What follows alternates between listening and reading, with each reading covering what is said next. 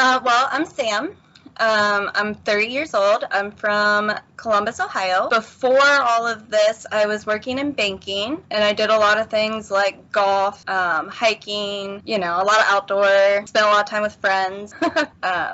So, I was really outgoing, very active. And yeah, you seem so friendly, and so I can imagine that Right. going out with friends is a big part of your life. And so we like to start at the beginning. So when was it when you first realized that something maybe needed some attention? So,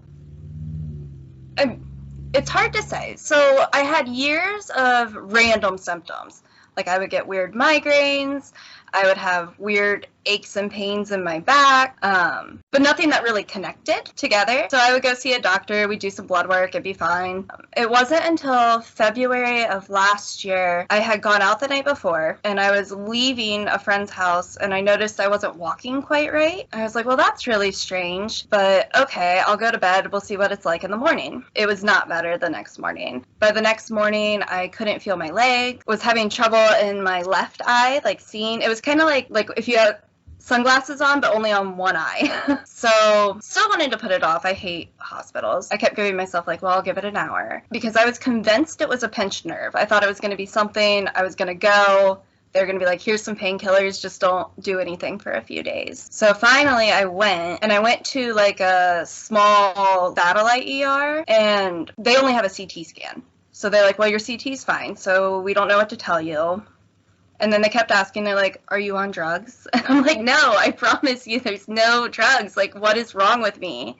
So they sent me to the main ER, which is where they did an MRI and then immediately admitted me. And because I don't like hospitals and I don't go, I didn't put together that I was being admitted. So I called my parents and I was like, yeah, they gave me a room, and they said I just have to wait here for a while. And my dad like flew to the hospital. He's like, you are not waiting here for a minute, like you are going to be here. And I was like, oh, that's news to me. And then that night they came in and told me they had found lesions and that it was looking like MS. So that's where it started. And then I spent the next 3 months in the hospital. Oh wow.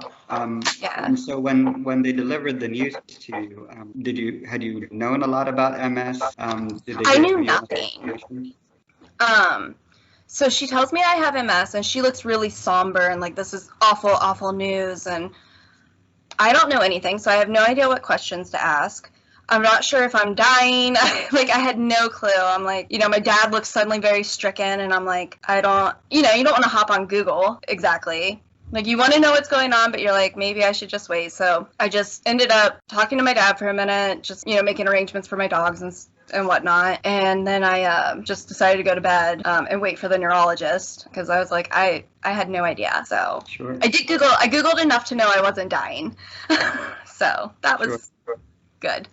Sure. And so it sounds like you had mentioned you had migraines in the past. For how long would you say you had migraines?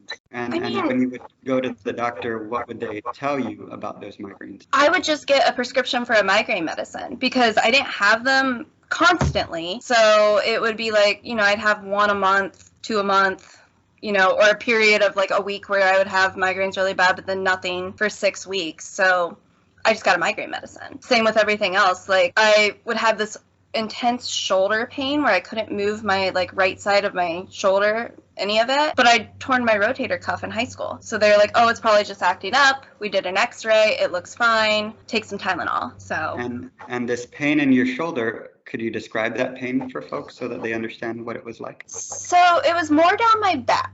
So by the shoulder blade down along between that and my spine, and it would feel like it was seizing, and so it would become very painful to lift my arm, if I could lift it at all. So things like changing the radio station in the car or answering my work phone became impossible. Like, I would be stuck on whatever station I'd had it on, and I only used speaker when I was at work. So, and it would last anywhere from a couple days to a week or two, and I would Tylenol, I would Bengay patch, and then it would go away for months. And when your symptoms come and go like that, it's really to go to the doctor and be like, well, this was happening, but now that I have this appointment, I'm fine. So I don't know. You tell me. And it makes it difficult for them because there's not something live and active as well. So it becomes a tough situation, I imagine.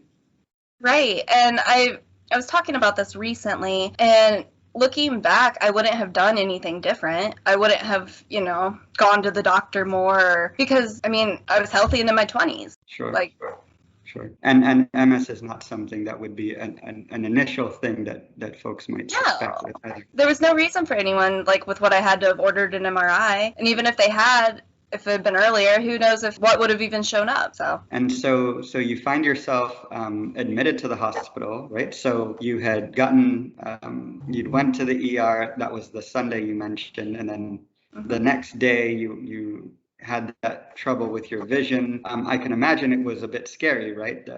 Imagining having sunglasses on one eye, I can only imagine that was concerning. And so definitely concerning. And so you get to the hospital, they do the CAT scan, they order more tests, and you end up being admitted.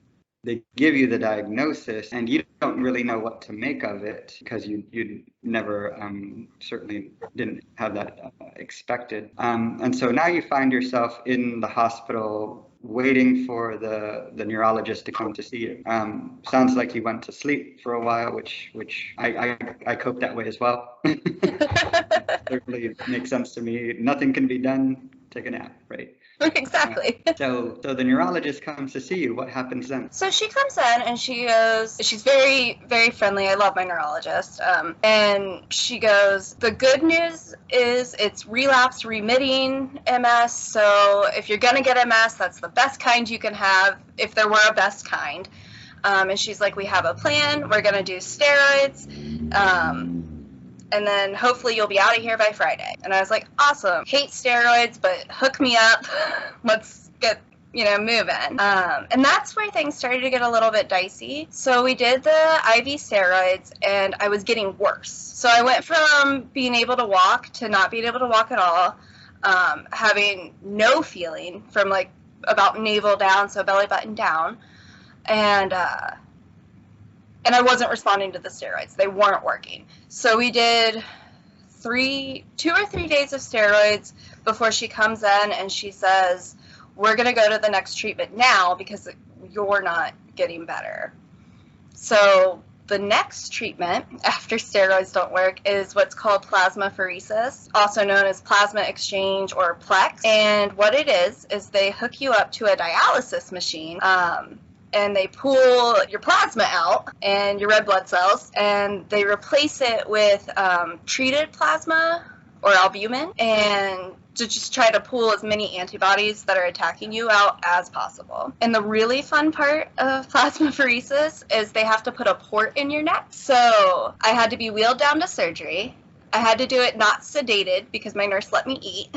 So they just numb you, they stick this port that goes down to your heart, and then because it's straight to your heart, everybody is very cautious about it because if anything gets in, any germs, it's immediate. So when they hook, so you have these like lines hanging out of your neck all the time, and then they come in and like everybody masked, you mask, they mask, everybody leaves, and you mask up and they hook you up to the machine, and then they start running it for hours. It's awful. And then you do that every other day, and it feels like you got hit by a truck because it's just exhausting. So we did that, and I started 5 treatment, and by 4 that wasn't working, so we extended it to 7, and it was at that time that they started to walk back their MS diagnosis. So they did a lot of really fun things, like they sent in the neuro-oncologist without warning, and he's a very good doctor, but he's very matter of fact. So he just looks at me and he goes, well, now we're looking for cancer, and it's cancer that's spreading based on your symptoms. I was like, oh, well, that's a drastically different outcome. So that was probably the scariest time, was that in between of like, oh cool, we have it, my neurologist is really confident about what we're doing, to now we're not so sure what's going on. So that was the next couple weeks. And then so it was, you mentioned 5 to 7 days of the PLEX, and were you improving at all during that time? It doesn't sound like it. No, I wasn't responding to any of it. Like I finally, after all of the PLEX treatment and some more steroids, always so many steroids. So probably about 3 weeks in, I started to at least level. So I wasn't getting worse, but I wasn't getting better. And it was at that point they wanted to biopsy my brain. But the problem was where my lesions were located, the neurosurgeon wasn't willing to do the biopsy. He said that it was too much of a risk. So that's when they were like, well, I guess you can go home and we can just wait till they either get bigger or you get more. Or, I mean, that's all we can do. So at that point, I went for a second opinion. So I went to the Mellon Center up in Cleveland Clinic. So, and the fun thing is when you go for a second opinion, you get to do all the tests over again. You get to start right back at square one. So that was fun. And, you know, great that you had access to the Cleveland Clinic and the doctors there. Were you connected to them through friends or family, or how did that work? So I'm from Columbus, so Cleveland isn't that far. And so when I was looking at neuro centers at this point, it came up in my search. I have a friend who's a doctor who was like, well, that's probably your closest best bet. And then my neuro team in Columbus was like, this is where we would send you. Your other choice is Mayo, but that's clear out in the middle of nowhere. So I don't know that you want to go all the way out there. So you repeat all of these tests at the Cleveland Clinic. Anything different? Nothing really different, which was kind of expected. I mean, we had gone in with knowing that we were pretty confident still towards demyelination, so some sort of demyelination disease or illness, because thankfully we had pretty substantially ruled out tumors or cancers. It wasn't completely out of the realm of possibility, but it was close. Because the big thing that triggered them was my white blood cell count was way high for MS. So thankfully that was the one thing. It started to come back down to where it should be for MS. I mean, not where it should be for, normal day to day. So we went through, so then when I was there, they said, well, since you've tried the Plex and you've tried steroids, it's called IVIG, which is almost the opposite of Plex, which is where they're like, we're going to put more good antibodies in you. I'm like, so we take them out, we put them back, we take them out. Okay. So we did that, and I still wasn't improving. So at this point, like I said, I was paralyzed from the waist down, so I was still paralyzed. But my MRIs started to come back better. They were no longer getting worse. So that was a big win. And I was there for 2 weeks. And what kind of support had you been receiving from family and friends? Could you describe? So I was very lucky in a way. My dad had just retired, so my family was around constantly. And there's a pro and con to that. The good news is they were available when I needed them. The bad news was they were always there. And sometimes when you're in the hospital for that long, you just want a couple days by yourself to kind of process, reflect, sleep, because you don't sleep in a hospital. Someone's always waking you up. And but like I said, I was very lucky. My boyfriend's parents live in Cleveland, so they would stop by. So I had a really fantastic support network. I will say I avoided in the beginning a lot of the MS groups, and because I was given the resources for them, and I think that they're great resources. I wasn't ready to discuss things because I'm still in this limbo of I don't know what I don't know what I need, and I'm not ready to talk about it. I'm also sitting in a hospital bed, and the worst part is you can't shower. So you feel gross, you smell like hospital, and the last thing you want to do is talk to other people who are going to tell you that it's going to be okay, because you know that rationally, and you're like, yeah, it's going to be fine. And I wasn't in a bad mood, I wasn't depressed, but I didn't want to share either. So no, sure. And you were in the middle of it, as you mentioned, and so and you were in the hospital for months, and that is a significant amount of time, and as you mentioned, you weren't even given the time to process necessarily because of all of the activity, right? There are tests being exactly run, there are folks coming in and out. You're entertaining as well, it seems, right? With family and friends visiting. That's exactly what it is. They walk in and you're immediately on. You're like, okay, let's chat, let's talk, let's keep busy, let's do this. And, I remember my mom looking at me one time and she goes, it's okay if you want. And it was I had one day where I just wasn't handling it very well. I finally gotten to that point where I was like, I need some time by myself. And my mom's like, it's okay if you break down in front of me. And I was like, no, it's not. And I was like, it's not because I don't think you'll understand. It's not because I think that you don't want to be here to support me. I'm just frustrated and I want to be by myself.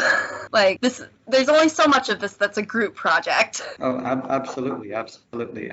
part of one of the things I reflect on is that unless you've been through something, you don't really understand. And you know, to a large extent, these are our individual journeys, and we bear a lot of that burden for sure. So you get the IVIG. How does that go? So it went well. Like, I tolerated it well. It's an easy one. It's just an IV once a day, 5 days. So it went well. I didn't notice any immediate improvement, which was kind of expected. They said, like, it can take a couple weeks, so we're not going to keep you here for a couple of weeks. After we did that, and they were like, we're going to go ahead, and we're sure that this is probably a mess, they sent me to inpatient rehab, where I was for about a month, which also coincided with the beginning of the COVID lockdown. So it was kind of a relief because I wasn't allowed visitors. So I was like, I finally got that alone time. You know, I still called my parents most days and we video chatted, but so that was in a way nice. Inpatient rehab, I don't think you realize, like, when you're laying around in a hospital bed, like how much muscle you've lost and how much, like, paralysis affects you. So it was really strange because I would get there and I would go to, like, sit up or, like, just simple things, and I would fall over. And I'm like, oh my gosh, okay, here we go. So put in a lot of hard work, left there still completely paralyzed from the waist down, but much more capable of taking care of myself. So it was a great experience. I'm glad my insurance covered it. And so you were doing the physical rehab for a month. Was it several hours a day? How did it work? So it works, you do 3 hours a day, and half of it is physical therapy and half of it's occupational. So, you know, you do your physical therapy to, like, strengthen and move, and then your occupational to, like, learn how to do your daily tasks and workout strategies that work for you, which it was very, very helpful. So there's, you know, you learn a lot of good, like, tips and tricks, and, you know, you're strengthening your body, like, but it still doesn't quite prepare you for getting home because you're in a hospital, so everything's pretty, like, handicap accessible, and then you get back to your house and there's steps and you don't quite fit through certain doorways quite right. My dogs leave dog bones everywhere. It was like a minefield. I'm like, I can't even, like, roll across my living room without getting stuck, you know. And then one of the biggest frustrations was, you know, in physical therapy, everything's about wheelchair height. Well, you get home and your couch is like 3 inches shorter than your wheelchair. And it took me several weeks before I had the strength to transfer myself off my couch into my wheelchair. So I felt very trapped because if I needed to move, I had to be like, Tony, come get me, or, you know, you feel like a sack of potatoes a little bit. Same with my showers upstairs. So for a couple months, like, fireman carried me up to the shower, which is, you're very grateful that you have someone that can do it. And at the same time, you really wish your shower was on the first floor and you count the days till your lease is up. Sure, and you weren't, you know, planning on moving, and I'm sure you had to move. Is that just, I mean, there's many things that you had to change as a result. Yeah, we had just re-signed our lease a month or two before. So it was like, oh my gosh, like, we're stuck in this. Like, what are we going to do? We're actually still here. We're moving. I just decided to wait the lease out at this point with COVID and everything else going on. Thankfully, I have the strength now. Like, I can just scoot up the stairs by myself. So, so it's less of a hindrance than it was. But yeah, you have to change. I had to rearrange all my furniture. I had to rearrange just where I kept things. Then because, you know, we have a 2-story, I had to, like, move into my living room, you know, because you're not going to haul yourself up and down the steps every day to grab a t-shirt. So it was a lot of adjustment for both of us. Yeah, and like I said, for probably the first month or so after I got home, I couldn't get off the couch by myself, so I couldn't fix food, I couldn't do laundry, my parents, again, thankfully my parents live close, so, like, between them and Tony, like, you know, someone was here constantly still, which, again, great to have someone to help you out. At the same time, you're like, I just want to be by myself. I promise, I can't get off the couch, I'm not going anywhere, it'll be fine. Yeah, and it's a lot. Yeah. And certainly all of the things that you had to change. How are you coping emotionally, mentally these days? I do really well. So I try to find things to be grateful for, even if it's just something little, because I find that to be an easy mood boost, you know. As I got stronger, it became more of instead of a hindrance, I tried to reframe it as, like, oh, it's a challenge or a puzzle. How am I going to get this done today? And won't Tony be surprised when the furniture's moved when he gets home? So I had a lot of really good days. Occasionally, I take that time aside almost to grieve, because who I am now isn't who I was a year ago. a year and a half ago. And, that needs to be recognized. And so I take that time. I don't take too many days. I'll take a day here and there where I just say, like, be kind to myself. It's okay. It's okay to think, man, it was so much easier when I could walk to the fridge and grab a bottle of water. So, and I think that that's important to have that balance, because I think sometimes we get so caught up, or at least I did, because you're so busy, especially right after you have doctor's appointments and rehab and more doctor's appointments and insurance, and so you're on the phone. It's a full-time job, just managing all of it, that you forget to feel. And then on top of that, you're exhausted. So I just take that time to reflect and look at it and, be grateful for what I can, and feel sad sometimes and just keep going. And certainly I appreciate, the full-time nature of what you're going through. How are the appointments and the visit and the rehab today? I mean, is it still pretty significant, or have you gone to a place with different treatments? How is that going? So I do a crevice. So thankfully I only have to do infusions once every 6 months. So that helps with a lot of that. I'm hitting the point where I'm on 6-month check-ins with MRIs and doctors. And so I have every 6 months I have a busy 2 weeks. So, but that's much better than, a couple times a week, especially with my neurologist being in Cleveland. So, that's a 5-hour round trip. So it's a whole day for one appointment. And then I got knocked out. I had a bladder stimulator put in last October. So that helps with a lot of things, and then cut down on urologist appointment. And then I had a Baclofen pump put in February. And so that's kept me kind of busy following up with that, but I'm finally hitting back to normal. Sure. So rehab will keep you busy, though. It's a couple times a week. And for folks who don't know what Baclofen is, could you describe what that is, and of course the Bladder Stimulator as well? So Baclofen is a muscle relaxer that most people take for spasticity and spasms with MS. I was hitting the point where I was taking so much that we couldn't continue to do it orally. So I have a drug pump inside my stomach that pumps it straight to my spine. And so with that, it does require obviously some maintenance and refills. So that adds another appointment every couple months. But it cuts down on a lot of the pain from spasms and spasticity. And spasticity is where your muscles just contract and won't move. And that's a huge problem for me, even in my recovery. Like I have some movement now, but I was really limited with what I could do, because I just couldn't force them to move the way that I needed them to. And so that's why we went with the pump. The pump solved a lot of the problems, but now we're doing Botox. So I'm having Botox injections into my calf muscles, because my ankles are so tight that even though I have the movement back, I can't walk on them because they point down. So it's like whack-a-mole. If it's not one thing, it's another. Sure. And is the Botox helping at all, or?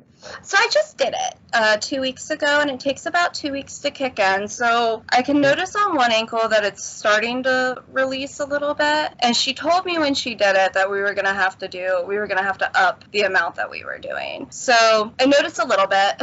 We have a maintenance appointment in a couple weeks, and so we'll see from there. Hopefully it works, because the next step is an orthopedic surgery, and I don't really feel like having my ankles cut open and re-sewn back together. Sure. And anything you can do that's less invasive, for sure. Could you describe the experience with the bladder stimulator and sort of what that was like? Yeah, so the bladder stimulator was because I have trouble with incontinence, and so we tried medication. And it came down to a bladder stimulator or more Botox. You just solve everything with Botox these days. And so what we did was we implanted the bladder stimulator. So it's in my back. And what it does is it sends basically a nerve signal. It stimulates your bladder to kind of reform that connection between your brain and your bladder. And it's been amazing. I still have to tweak it every now and again, but it helps so much with being able to go out, being able to not have to stay home. And it's an easy one. That one was easy. It was outpatient. And that's great. And the freedom that you get being able to go out again, that's so meaningful. Talk a bit about how your friends have responded. So it's kind of a weird time for everything to be going on, because we're in the middle of COVID. Well, hopefully we're at the end, but The day I came home was the day that Ohio went into complete shutdown. So I was so disappointed. I just wanted to go out and like get dinner that wasn't hospital food, and everything was closed. But I mean, I have a really good group of friends, so I have a few that probably get a little upset because I do flake sometimes. I'm just too tired, and especially with everybody's lives, it's hard to find time. But for the most part, I mean, I have friends who have come over. I still see regularly. One of my best friends and I did a 5K a couple weeks ago, which was fun. I mean, I had to be pushed some of it, but I've warned him. I was like, so by the way. But yeah, so I haven't really lost contact with anyone. I haven't so it was kind of a good time with COVID because I should start driving again probably this month. And so, yeah, I'm excited. Exciting. That's a big one. That's exciting. So it was a good time. No one could come. I could go see anyone anyways. So it's almost like nothing happened. Well, yeah. It's kind of like, we just kind of jumped. So, Sam, first of all, your energy is there. Your optimism is there. Certainly, it's a tough road that you've been on, but it does sound like, similar to what we are all dealing with COVID, you're at a much better place today than you were a year ago. And that's exciting, and I'm very happy for you. This is the part of the conversation where I ask you, you have advice to give based on your experience and your journey. What advice do you provide to others going through a similar journey? So if I had to give any advice, I think I would go with, just be patient with yourself, be kind to yourself, because there's going to be really frustrating days. There's going to be days where nothing seems to go right, or medication doesn't work, and I should know. I understand treatment's not working. But to just kind of keep working on it, reach out to whoever you can, whether it's your family, a friend, a support group, those resources are available. You don't have to do it alone. So definitely keep that in mind. My other advice would be, though, if you reach out to friends and family, understand that they're learning too. So there's going to be times where you're frustrated or they're frustrated or they overstep their bounds, or, you have to keep that communication open, because otherwise everybody's guessing, and it doesn't help things if you're getting frustrated and not telling anyone. They're a little more resilient than you would think, so they'll understand. But that's pretty much, just don't go it alone. And it sounds like Tony has been extremely helpful. Your parents have been extremely helpful. What do you tell them? That I love them and I appreciate them, and that this would have been a way different experience without them. That you can't replace that, and that it's just been so meaningful to me to have their support and going through everything and adapting and changing with me, and celebrating with me and being sad with me. And so yeah, I love them.